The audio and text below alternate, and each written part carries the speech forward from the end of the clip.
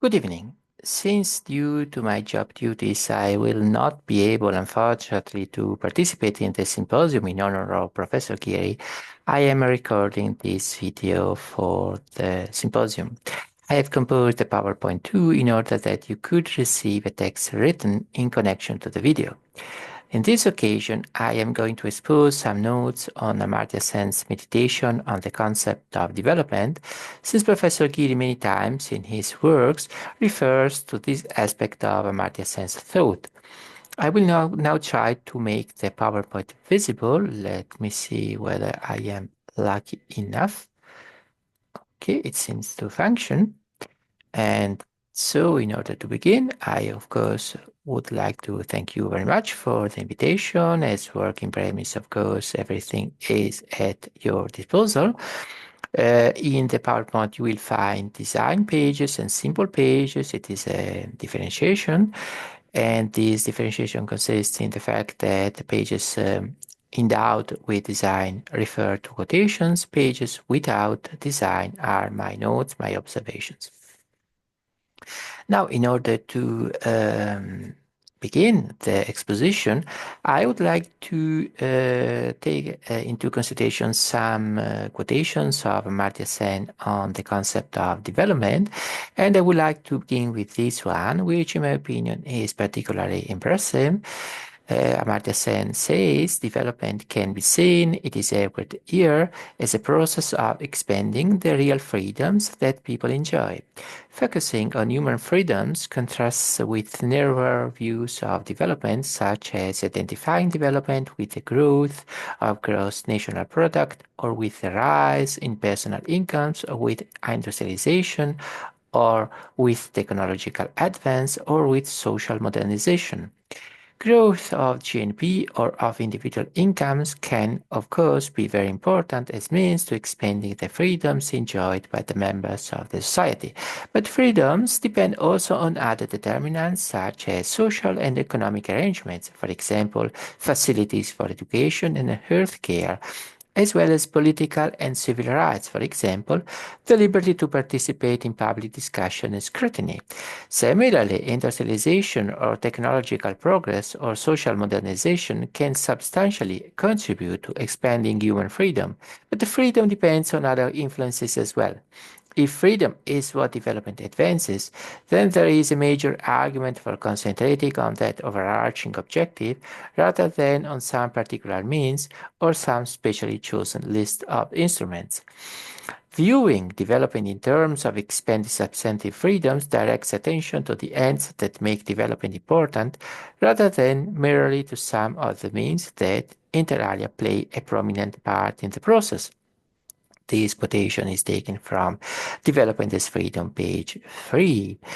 And in order to have another example of Zen ways of meditation, we can take into consideration this further one. We can see within the narrower views of development in terms of, say, GNP growth or industrialization, it is often asked whether the freedom of political participation and dissent is or is not conducive to development.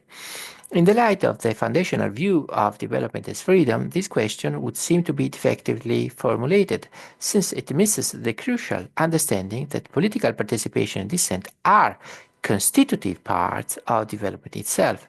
Even a very rich person who is prevented from speaking freely or from participating in public debates and decisions is deprived of something that she has reason to value.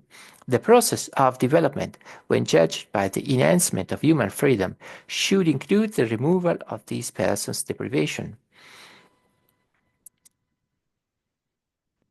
Even if she had no immediate interest in exercising the freedom to speak or to participate, it would still be a deprivation of her freedoms if she were to be left with no choice on these matters.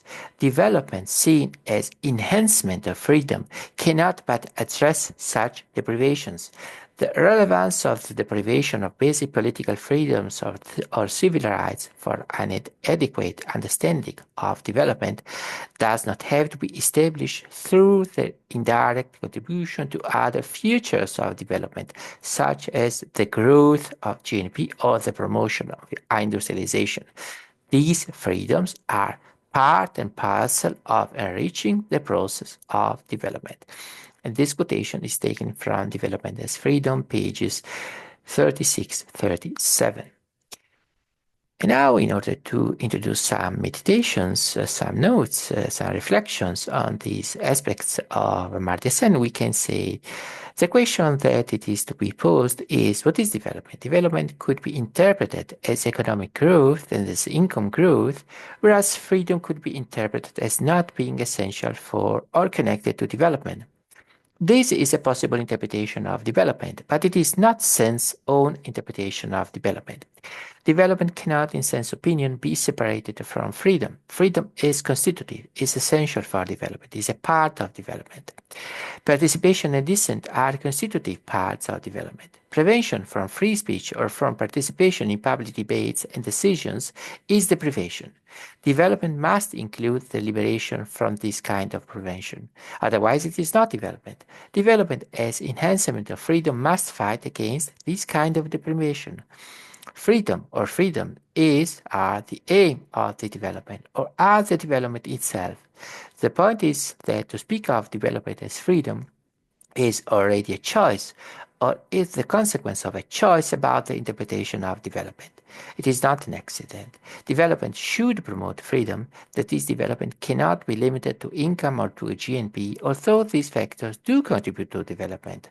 Development concerns the individual capabilities and the extension of the capabilities, that is, it is not limited to income.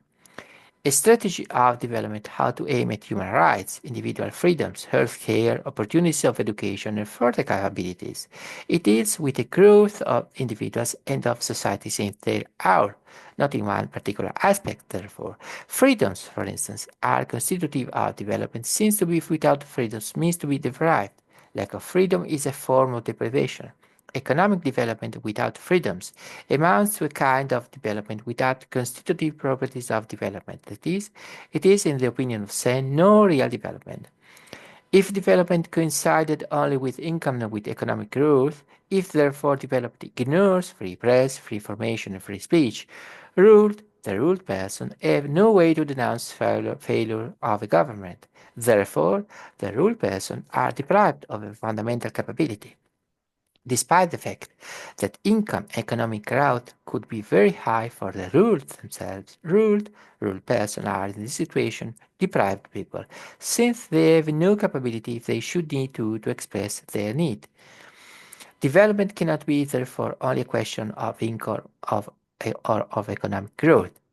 Human rights are development. Development is more than that which can be measured. Development is extension of freedom, it is growth of capabilities, of potentialities, even though the potentialities are not being immediately used.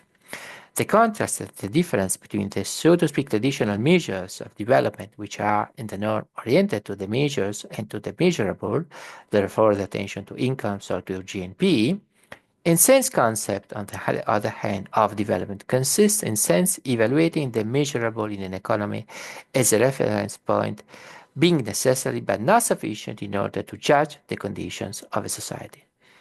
Sen's approach is a capability approach, that is, it dedicates its own attention to the capabilities and not only to the actualities the citizens of a state have at their disposal.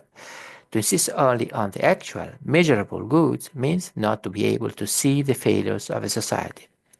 A reliable judgment concerning the condition of a society should not base itself only on the results, but on the potentialities which, even though they are not used, could be used in case of necessity. Only in this way can the conditions of a society be reliably judged, since only in this way it could be seen what lacks in a society. I think that due to the limit of time which are given to every intervention, I should better limit here my intervention, and therefore I thank you very much for your invitation. And of course, we can discuss about these themes and about the themes, the subjects which are related to this one in another occasion in which I fortunately will be able to be present. I thank you very much for giving me the opportunity to produce this video and to participate also in a direct, in an indirect form to your symposium. And of course, I wish every possible good to Professor Giri. Thank you very much. Thank you.